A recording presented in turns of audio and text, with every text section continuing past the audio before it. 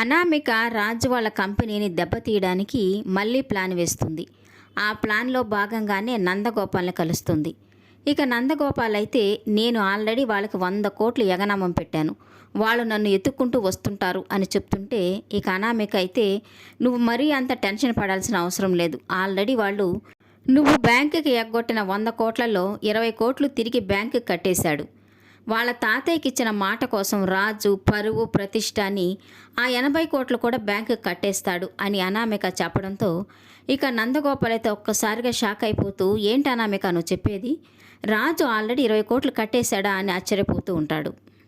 ఇక ఎస్ఐ అయితే రాజుకు ఫోన్ చేస్తూ ఉంటాడు.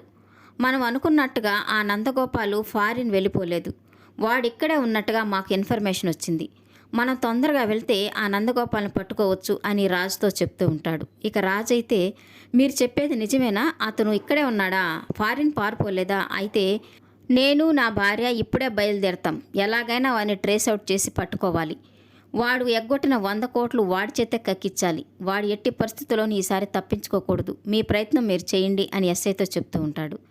ఇక రాజు అయితే కావ్యని తీసుకొని నందగోపాల్ని వెతకడానికి బయలుదేరుతూ ఉంటారు. ఇక కావ్య అయితే టెన్షన్ పడుతూ ఉంటుంది, ఎలాగైనా ఆ నందగోపాల్ దొరకాలి, వాడు చేసిన మోసానికి వాడిని జైల్లో పెట్టించాలి అని అనుకుంటూ ఉంటుంది. ఇక రాజుకి కావ్యకి నందగోపాల్ దొరుకుతాడా లేదా, అనామిక రాజును దెబ్బతీయడానికి ఎలాంటి ప్లాన్ వేస్తుంది అనేది కమింగ్ ఎపిసోడ్లో తెలుసుకుందాం. ఈ వీడియో నచ్చినట్లయితే లైక్ చేయండి, సబ్స్క్రైబ్ చేయండి. Thank you for watching.